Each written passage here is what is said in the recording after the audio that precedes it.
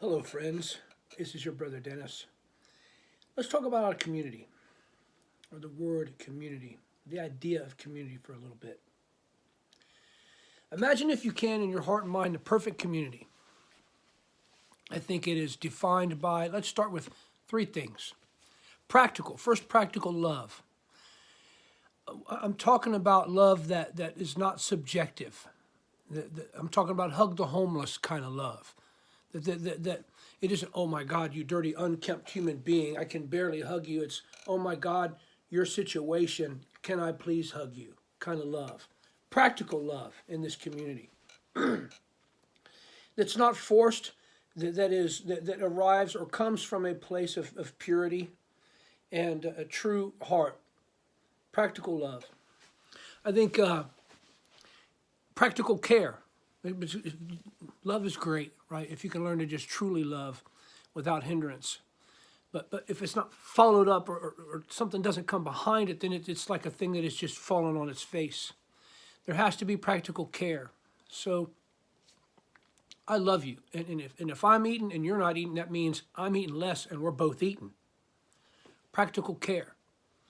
Practical care at its root is based in sacrifice, right? Like I have, if I have and you do not have, then I have less to make sure that you have. Even if I have to give everything that I have and figure out how to get some more for myself, if you don't have the means to get more for yourself and I do, boom, take what I got because I know I can get more. I mean, and that's physically, emotionally, spiritually. Like, practical care in this community, I think, is an important thing. And practical concern.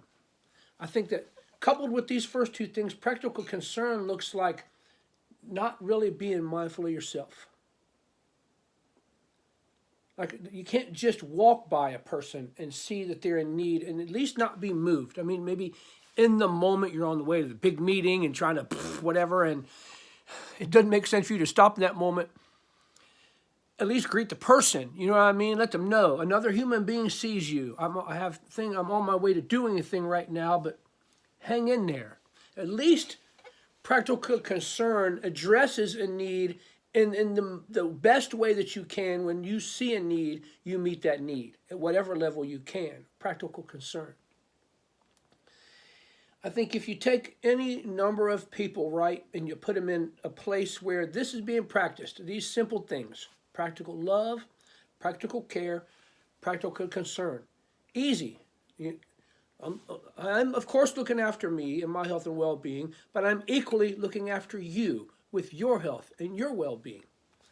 I feel like if you can find yourself fortunate enough to find such a community, it would be a great thing.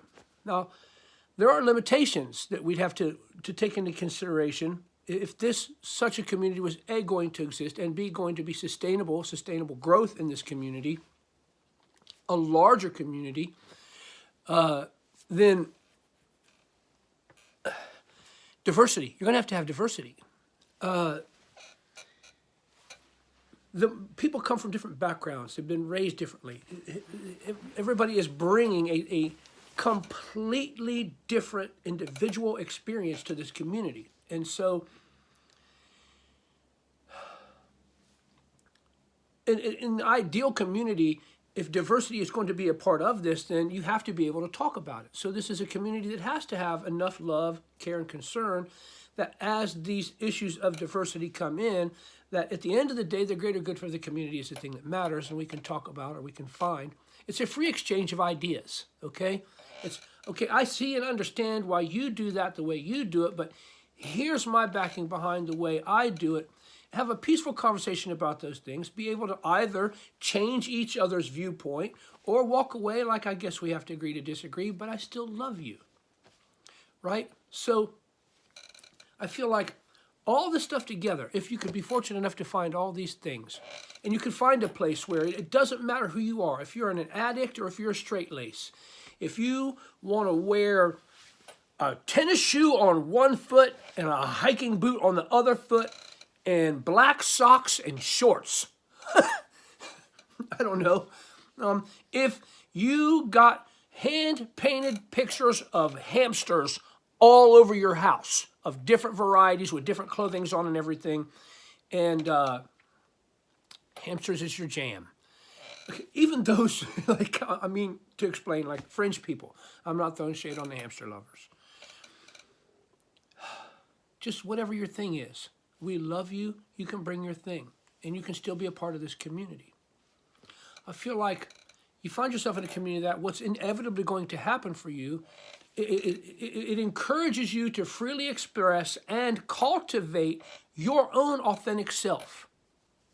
Individuality. We each have to approach and kind of build and develop our spirituality individually. So it makes sense that being in a community where your needs are met, there's love and care and concern is in place. You know whatever your crazy thing is that you're bringing into the community, you're going to find love and support when you get there. It cultivate and encourage a person to cultivate and explore and find their authentic self emotionally and spiritually. Growth takes place in this inevitably, okay? But here's the thing. It don't work like that, okay? Normally, you don't find this kind of community. Well, one exists, I'm getting there, and it ain't what you think. So what is a community, if such a community existed, what would it look like to people outside of that community, right? Because there's a weird, giddy love, right? When you know your needs are being met, when you know my brother, my sister's got my back no matter what happens, and you know no matter what diversity, no matter what my weird thing is, and if you think you ain't got something, listen, that is your thing, is thinking you ain't got something, because everybody's got something. Everybody's a tad dysfunctional, and some people are bad dysfunctional. But it's okay in this community. It doesn't matter. We love you. We're going to bring you in. We're going to encourage you to work that out. And here's the thing is nobody's walking in front of each other. It's like the mental picture of this community is everybody is standing in a straight line and joining hands with each other. Everybody's walking in unison forward together. New people come into the line. You just stop. You stop holding hands. Those people hold hands. Everybody's moving forward together. Nobody's better or in front of anybody else, whatever. I'm 52 and have gained some wisdom over my years, but that ain't like I can't find a 19-year-old person who's had some struggles and can't come and teach me a better way of coping with something that I don't have. Everybody grows together. It's going to look weird to people. In some ways, for some people, if their heart is missing some things, they'll be like, man, I want to belong to that. It would be oddly appealing because of the strangeness of it. But no doubt it's going to be a strange-looking community. People on the outside of this community, looking at this community, will be like, that's weird. Why are they doing that like that? Oh, you're just letting anybody in here. Oh, you can just do whatever you want here. It's going to look that way. Might seem a little cultish. Such a community does exist. And if you're sitting here listening to all the things that I'm describing, you think I'm talking about the church?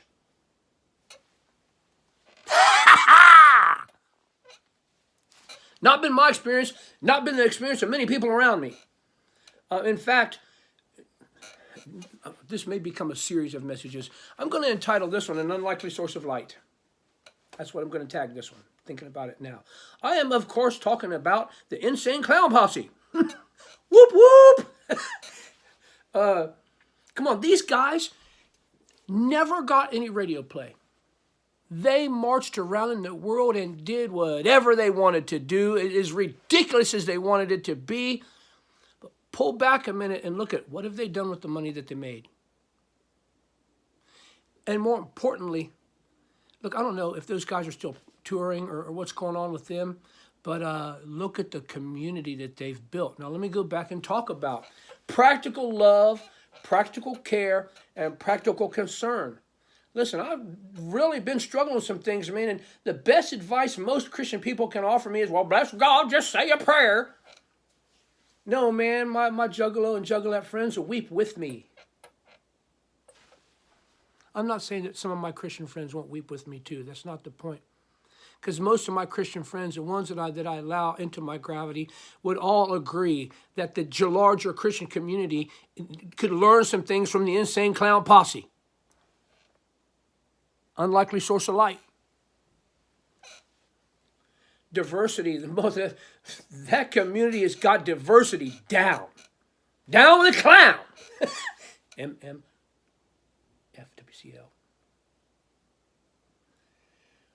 Look, we got to do better. The Christian community has a lot to learn, right? We are pushing people away.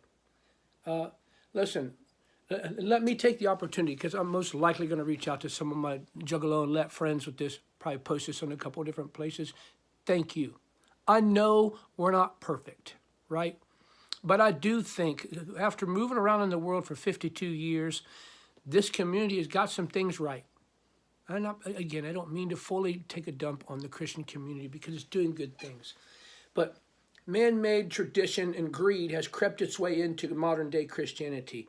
And somebody needs to talk about it, right? And somebody needs to say it in a way that people are going to hear it and take it into themselves and be like, wow, are people who are listeners of the Insane Clown Posse really exhibiting more and better and more practical Christian behaviors than I am? And if they are, maybe this is the wake-up call you need, brother, sister. Get out there, man, and start showing practical love to people. Practical love. Practical love that doesn't see them for the situation that they're in and sees them for, you're my brother or you're my sister, right? If you hurt, I hurt. And I'm going to do what I can, be practical care. Listen, if I'm eating and you're not, we're eating. And I'll eat less. And if I have a resource that I know that I can replenish that I don't think you have the means to replenish, I will not only give you what I have of that resource, I'll go back to that resource and attach you to that resource so we both got that resource now.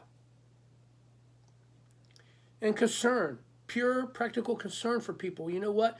There might be some people out there that you and I have this resource, but they don't have this resource. Let's go find them, right? Let's go bring these resources to the people that need it. If everybody helps, if everybody works to everybody's come up, everybody comes up. There's multitudes in the world to separate us, right? To prevent us, any of us, the diversity that I'm talking about, the gerbil lovers. Wait, that might have sounded weird. I'm talking about the ones with the paintings, what I said earlier. That's ridiculous. You need help. Get your mind out of the gutter. Listen, I love you. If nobody has said it to you yet today, I love you. The Thicker Than Water Ministries, ttwmtruth.com. This is what your brother Dennis is working towards building. This community, this faith community that operates with true love and care and concern for its adherents, outside of the limitations and the hindrances and the bondage that man-made tradition puts on these relationships, right? That's all I have to say. Thanks for watching, and I'll check in with you again soon. Mad love.